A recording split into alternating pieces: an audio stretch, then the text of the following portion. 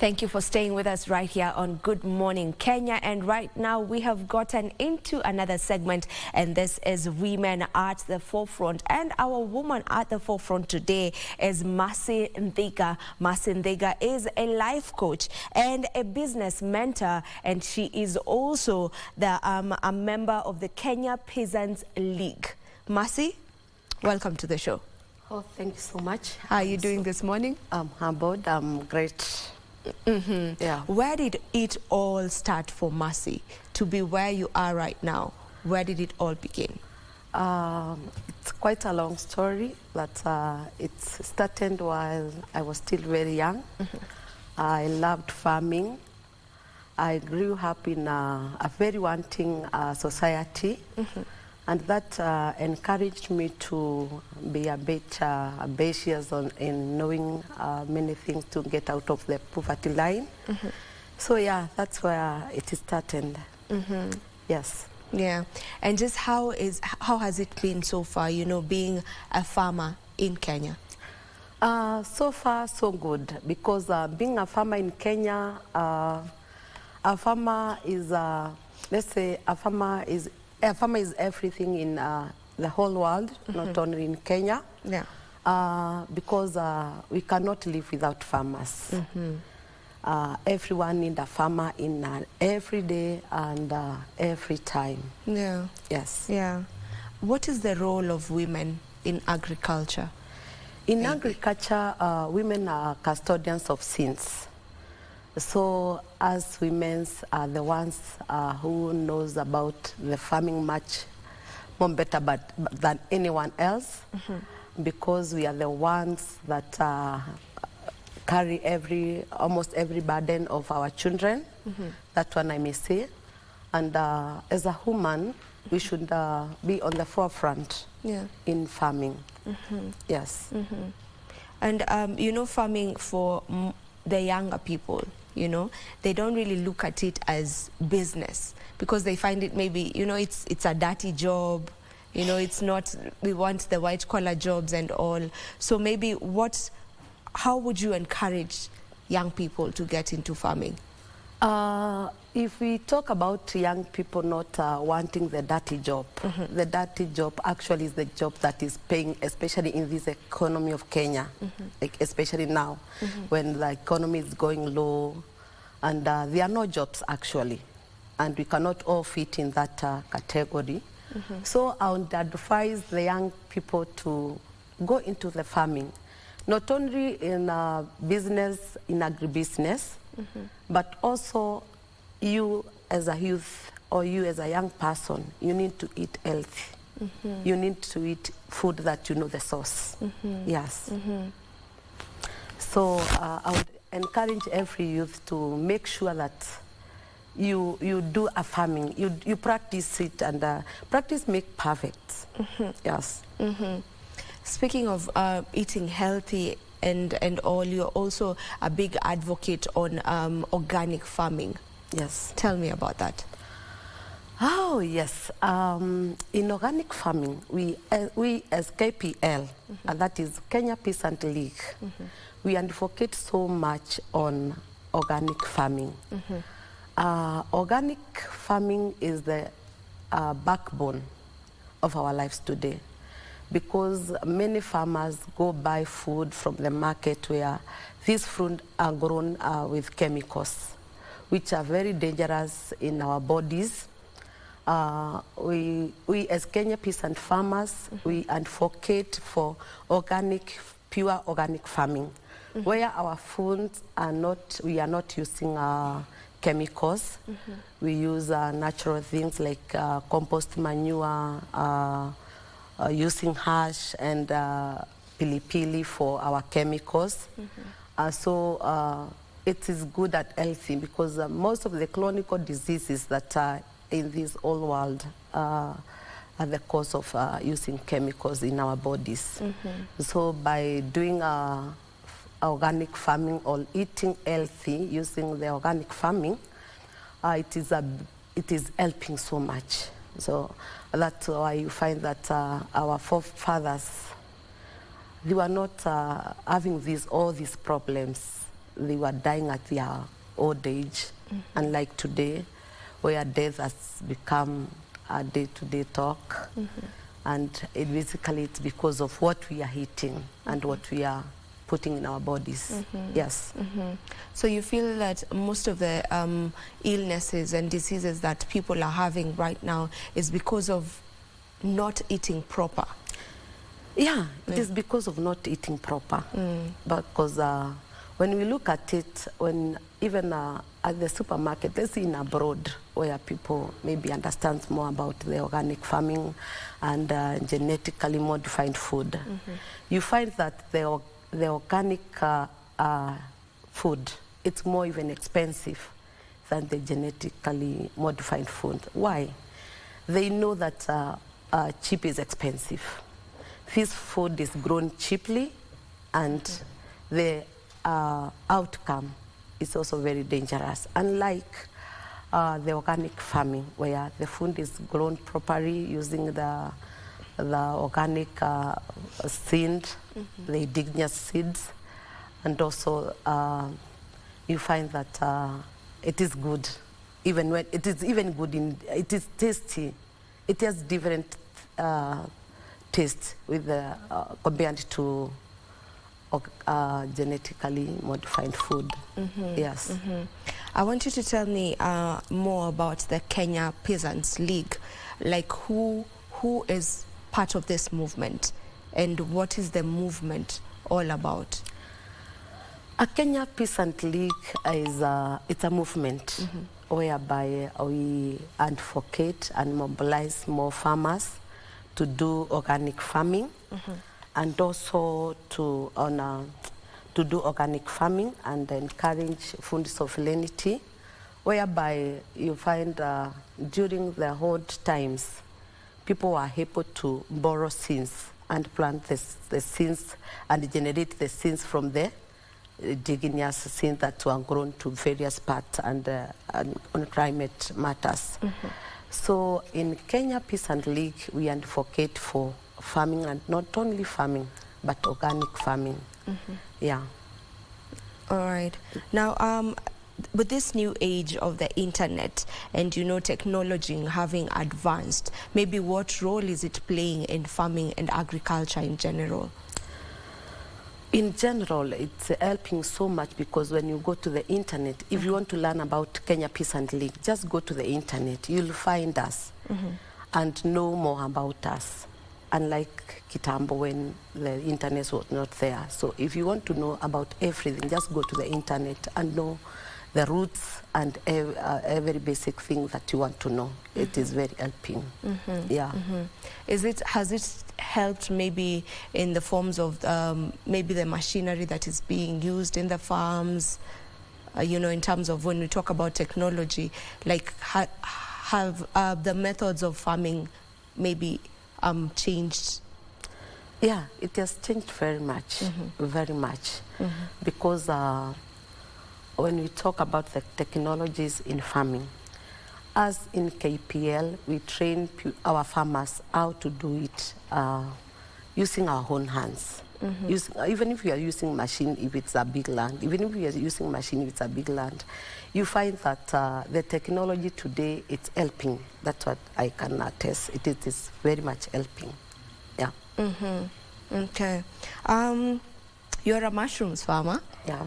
You know, how did you get into, why did you decide to settle on mushrooms in specific? You know, why did you decide that I'm going to settle on mushrooms? And just how is it, you know, farming mushrooms, and is it a business that you would encourage other people to get into? Yeah, I've done mushrooms since 2014, and why I got interested in farming mushroom, it is an idea that came into me that many farmers don't know about it, and it is one of the organic food that it is very marketable. Also, it is the food that it is easy to cook and easy farming. Because mushroom farming, especially what I do an oyster mushroom farming, it takes only a month and it is ready to be consumed. Yes. When you talk of oyster mushroom, what's the difference with the other mushrooms? The oyster mushroom is different from the other mushroom. You call it oyster or oyster? Oyster. Oyster, okay. Yeah, it's a type of a mushroom. It is sweet. Another thing, it is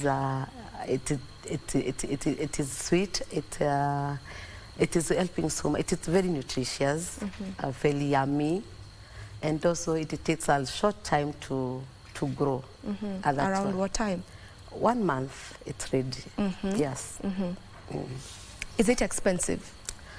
Not expensive. Because when I go to get my groceries and all, I find like that sometimes mushrooms are a bit expensive. Yeah, they are a bit expensive because they are organically grown. That's the difference. Yes. And is it marketable in Kenya, like, or do you export?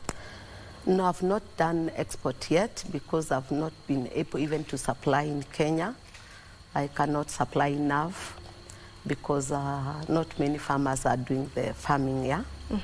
But also the market is there. We've introduced the local users and educate them on its benefits. You can go Google about the mushroom. You'll learn about its benefit in our bodies. Yes. Maybe what other types of mushrooms are there? You've settled on the oyster one, maybe. Okay, I've settled on the oyster, but there are so many types of mushroom. That is, we have baton mushroom, we have shiitake mushrooms, but I decided to take the oyster type. Yes. Is it something that you would encourage other people who are looking into getting into farming to pick, you know, mushroom growing as a business? Yeah. That is something that I would advise every Kenyan to grow. Even if you're not growing it for commercial, it is very good for your health. Yeah, sure. Now, this is a general question.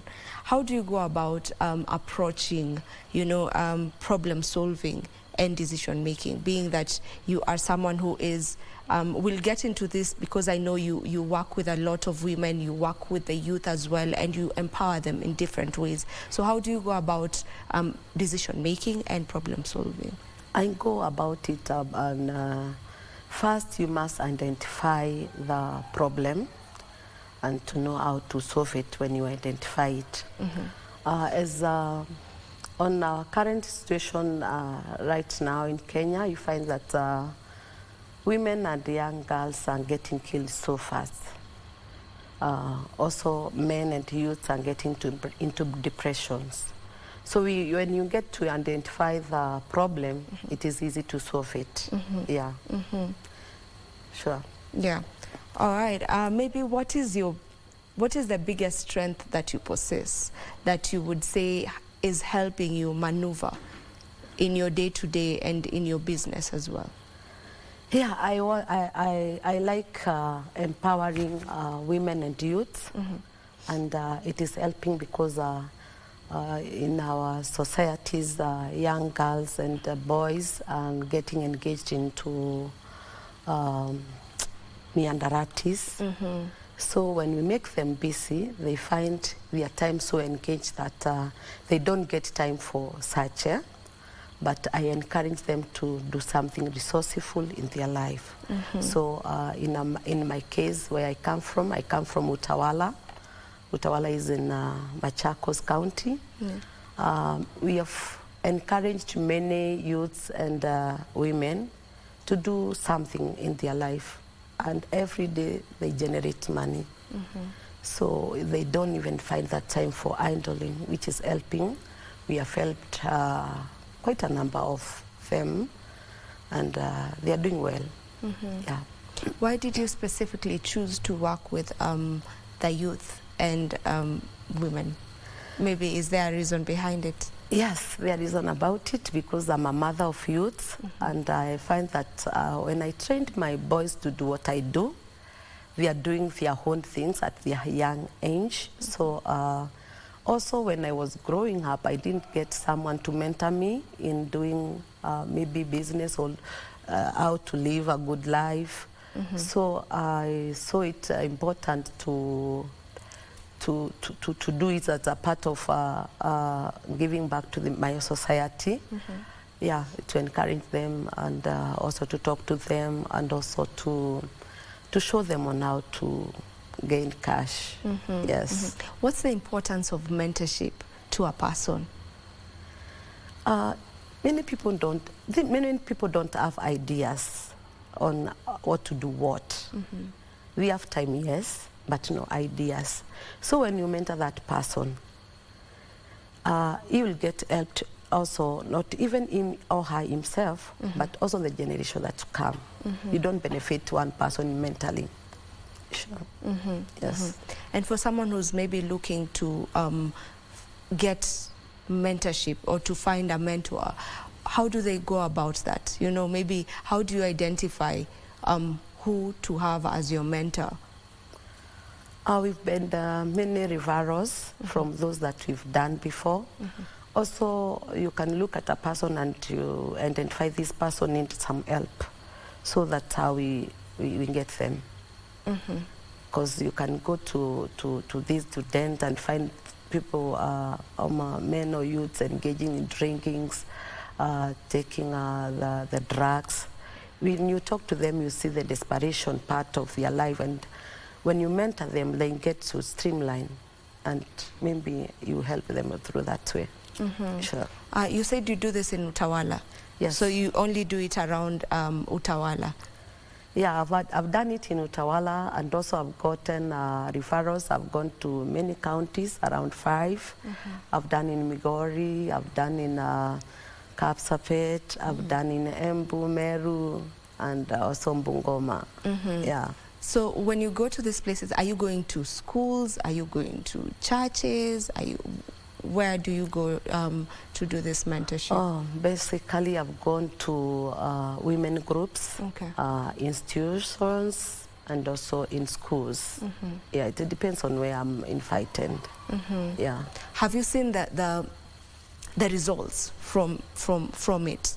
Maybe are there any success stories that you can tell us about? Yeah, I have many success stories because there is one group in Kakamega, that is a widow group. We are widows. And when I went to train them about, I do soap making. When I went there and introduced the soap making to the group, we are doing very well. They do it as a group. It is helping them in their homes, because every home needs a soap. It is helping them in their homes, and also it is also helping them to get cash. Yes. And also to keep them busy and going and see life in another perspective. Yeah. All right. Now I want us to get into the soap making business. Yes.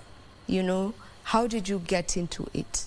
You know, from farming, and then now all of a sudden again you're into soap making. Just how did you get into that? Yeah, I got into soap making because it is part of a side hustle. So when I learned about it, I got so much interested, and I saw that it was something that I should do. Because when you look at it, not even looking on a business side, every homestead, name them, even the homes that you think that they don't have enough food, they must have a soap for their cleaning every day. So being a side hustle, I saw it was also very wanting for me to do it. Yes. So how do you go about it? Because I saw that you don't use any sort of machines. Yeah, this soap, as you see them here, we don't use any machine. We do it manually with materials that are very available. When looking at this, it's made of aloe vera and pure oil, cooking oil. Just that. And a few things that are locally available, like we do carrot soap, we do coconut soap. Yeah. Where do you do all this? I do it in Utawala. Yes. So you have like a whole place where it's just for making the soap? And soap making does not even need a bigger place to do it. I just do it on a small room. Yeah. We work as a team. we are women in Utawala that is working on it. I trained them, and we are doing it well. Yeah, it is. Yeah. So your way of empowering the women, you know, or rather women, is by showing them a means of them, you know, getting to make their own money, Yes. you know. So maybe how many women are you working with right now? In Utawala, we are working with around 25 women. And also in other counties, they have expanded. So I don't now have the actual number, but I know they are doing well. Yeah. Is this something that you would encourage other people to get into? Yeah, because does not need a lot of capital to start soap making, yeah? And also the process to go about it, to get about the caps, and all the other requirement in the government requirements, it is not even expensive. People fear doing business, but our government is very open to such empowerment. Yeah. Okay. We take a break right now, and then we'll be back in a moment.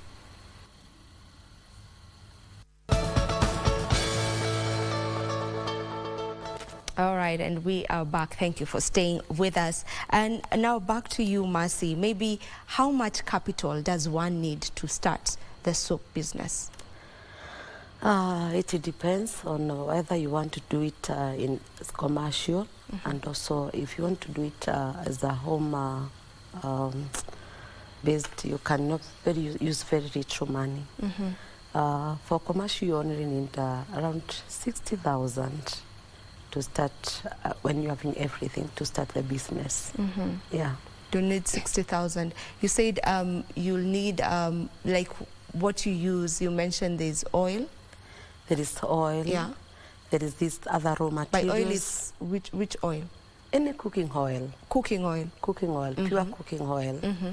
That's what I use personally. There are so many other oils that you use, but I use the cooking oil. And also there are moldings that are needed, those for preparations, because when you see it, it's molded, yeah? Yeah. So we need the moldings. For giving it the shape. The shaping, yeah. Those things, when totaling to, it comes to around that figure. So there's oil, there's the molding things, let me call them things. There is molding things, Yeah. there is a space, there is the raw materials, yes. All right, I can see different flavors here. There's this one that is coconut, there's aloe vera. So how do you decide on what flavor to make? I decide on what flavor to use depending on demand of the customers. Because like aloe vera, it's very demanding. People believe in it, so I make a lot of green soaps. Yeah. So when we, for example, that aloe vera soap, do you actually use like actual raw aloe vera, or it's just the flavor? Not just the flavor. I use the low aloe vera. That's plant. Yeah. So you use the actual plant? Yes, I use the actual plant. Yeah. Okay. So maybe what skills does one need in order to start this business? Yeah, you need some trainings, because you can't just go to business without some trainings. You can reach me, I can do trainings. It's just a one-day training or two for you to get into this knowledge. Yeah. 1 or 2 days is enough? 1 or 2 days is enough, yes. Yeah. And maybe, are you open to teach? As you've said, you're open to teach anyone and everyone who's interested, or how to go about that? Yeah, I'm open to teach everyone who's interested. Yeah. So they can reach me through my numbers, my social media platforms. Yeah. Okay, you can give your social media. Masintega at Gmail. Also at a Facebook account, I'm Masinoni. On Instagram, I'm Masi Mudhoni Vega. Yeah, also I can give out my number. Okay. I think when they follow you on Facebook, you can just share your number over there. I can share my number. Yeah. Do you make them on order, or is it in bulk, or you make them in bits, like when you get them on order? Yeah, we make them in order by orders. I started by saying we work as a team, a women group, so we get orders that when we make the soaps. Yeah. Okay. Now, on Friday, we get to celebrate International Women's Day. Maybe what are you proud of being a woman by yourself? What would you say you pride yourself in being a woman? I'm so proud of being a woman because as a woman, I'm the backbone of my family. And I've helped so much in that family. And I also want to congratulate every woman out there on that special day and to encourage them to be the woman, to know our rights. Especially that's what we advocate for as KPL Women Collective. We advocate for women knowing their land right and their rights. So it is our role as women to know our rights on that day and what to do as a woman. A woman that is very hardworking. A woman that will know that it is a woman responsible as responsibility to be a custodian of seed. Yes. The theme that they're running with, this, not they, we, I am a woman. So the theme that International Women's Day is running with is invest in women and accelerate progress. Maybe what is the importance of investing in a woman? There's so many importance in investing in a woman because in a woman you can never go wrong. You can never go wrong in a woman because we know how to save. We know how to use our opportunities right. Yes. When you, they normally say that when you invest in a woman, it's like you've invested in an entire community. Sure. Do you believe in that? And how true is that? It is very true. When you invest in a woman, you invest in a whole community. Because right now, you see, when us women are empowered, we are able to reach to many people because we are talkative, yes. So it is very easy to reach to the community and the whole nation. Looking at it when, like in our government, the women in the leadership are on the forefront every time. And there is nothing that goes wrong when a woman is there. Yeah, that's what I believe. I believe in a woman so much. Sure. Sometimes there's this phrase that is normally used, and I don't like it actually. They say that women are their worst enemies. You know, I would love for us to just demystify it and go against it. So when you hear that, how do you turn that statement around? When they say that women, oh, you women are your worst enemies. Women, it's just a saying, a perspective, but I don't believe in it. Women, we are not our own enemies because women, we are able to hold hands and do something that is visible. Yeah, we are not our own enemies. In fact, women, we empower other women to grow together. Yeah. And that is true because that is what you're doing, you know, in even the soap making business. You're teaching women out there to just know how to do their thing so that they get to make their own money. So we are really trying to demystify that statement. We are really trying. You know, when they say that women are their worst enemies, no. No. Look at the women you're interacting with. Those are the ones maybe you know about. But generally, women do come through for each other. Women do stand up for each other. Yeah, women do stand up for each other. We are very supportive to our own. Yes. All right, maybe your parting shot as we finish. Your last words. My last one is to encourage a woman out there, to encourage a youth out there, and also to men. I would also want to encourage men. Just do something in that line on men and boy child. because they need us as women also. They need us as women. Men talk. Let men talk about their men issues. Let men talk. Let women talk together, and we will make a good nation. Yeah, sure. So I would wind up in saying congratulations to women on our International Women's Day. Yeah. All right, thank you so much, Masindhiga, for joining us on this conversation, and continue empowering the women out there and the youth. You're doing a good job in empowering. Thank you so much. Okay. Sorry for that. Thank you so much to each and every one of you who has been tuned in on the show. We really appreciate that you always choose Good Morning Kenya to start off your morning. This is the best place to do it. This is the best place for you to just kickstart your day, and we appreciate, on behalf of the entire team, from Mike Megwe, Ray Manyara, and Victor Olo, and the entire crew, from our camera people to my director, producers, the people who are handling sound. We want to wish you a lovely day, and do enjoy the rest of your viewing. Goodbye.